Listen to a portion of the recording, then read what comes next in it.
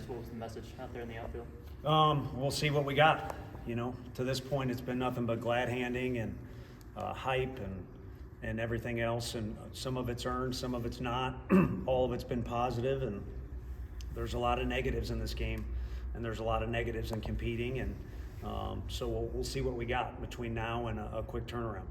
Tony, how much of that late was things you think y'all could have done better versus just a team that was making plays like ETSU was? I think a bunch of it was a team making plays, whether it's hitting the ball out of the ballpark or making plays on defense. There's a couple times they didn't make plays on defense that we could have taken advantage of and didn't fully do.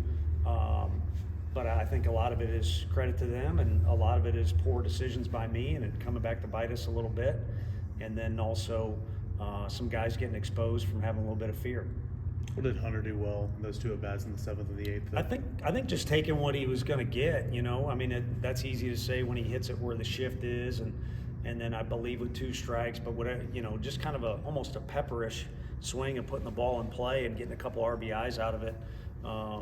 You know, you could flip it and say the other guys or in other situations we had guys trying to do too much with runners in scoring position or just runners on base, and he did a good job, which is what you expect out of a mature guy, is to have an understanding of what it takes to just get that job done, as opposed to, you know, having all that want to.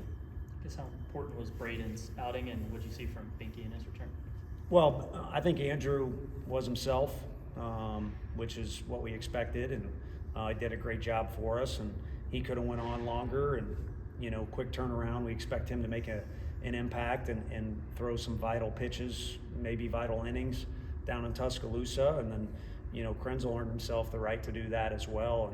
And he took ownership of the game too. He had every right to be, you know, you want guys to want to be out there. He wasn't happy it was coming out of the game. And you look at it, if you just review the game and watch it on video or read the box score, it's easy to say should have left the guy in. What was the explanation you got from the umpires on the no interference call at second base? That there was obstruction, but not enough obstruction to go to the next base. I'll have to watch the video. I don't know exactly what went on, but there was obstruction, but the guy's got to run all the way to the base, which I'll have to watch the video. We got a freshman out there, and no one wants to win more than Manny, but also Manny's a freshman. He wants to be safe, so he doesn't want to do anything reckless. That was the explanation. Tony, I know that, you know, all the focus has been on Tuesday night, but you got Alabama coming up a short week. What do you know about that club, and what are the challenges there? Just who their coach is, from having recruited him, and he, you know, played under some guys that are here, even played with a guy that's here. So his leadership and his ability to get those guys to play together and play hard and have a plan is already been evident to us last year when we went down there and we lost the series. I don't see how it would change. We haven't, you know, like every time we play on a Tuesday, we haven't taken a complete dive into that, but you kind of already know it going in. Returning guys that were a part of a winning team last year, and new faces, you know, that are a part of a winning team going on right now. So, and they'll, you know, they went and did some work on the road last week. They'll be excited about getting back home and wanting to hold court there, or hold serve, however you want to say it. No, we gave up the homer there in the 10th, but did Tanner look better today than he Yeah, did he looked last great. He looked great, and you know, I think if he throws a pitch ahead of that one, you know, in the zone, it's a little bit different. And I don't think he did it in that situation, but a couple times we got exposed. We got to a 3-2 count, and guys kind of, you know, tried to place it in there. I don't think he did that. I think the guy just took a good swing, and I mean, he was throwing the ball in outstanding fashion. So it's disappointing that on the box score it looks like a negative night for him. I can't, you know, we can't babysit these guys. I'm going to have to babysit myself, you know, to help the team in the best way possible. So for him, he just needs to look at it and realize you're exactly right. The last 3 times he's thrown the ball, that was the best time. So just keep pushing forward, because he's another guy that in Tuscaloosa will have some vital pitches thrown and maybe vital innings. Coach, you said after the win on Sunday, be excited about what you ask for. You got your first loss here.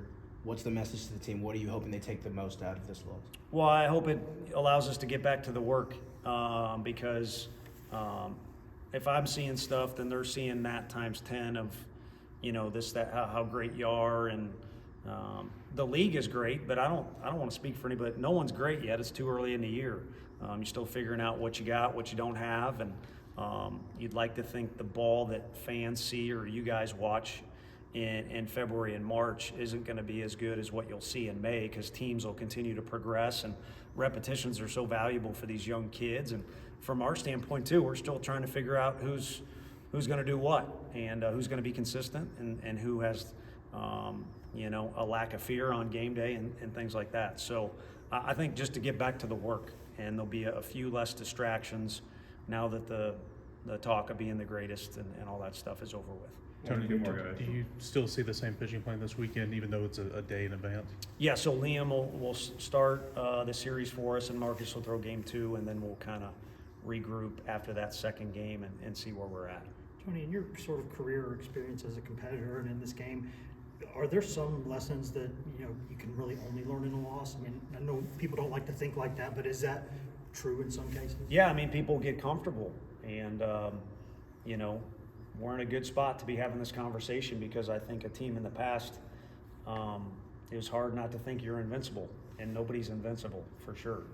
I also think it's important to find an even balance of, how are you going to be every day, each inning, because at the end of that game there's 2 pretty excited teams looking at every pitch like it was the end of the world. That wasn't the case in the first inning. So, and maybe I'm guilty of that too, but I think that's an important lesson. Thanks, Coach. Thanks, everybody. Thanks, Tony.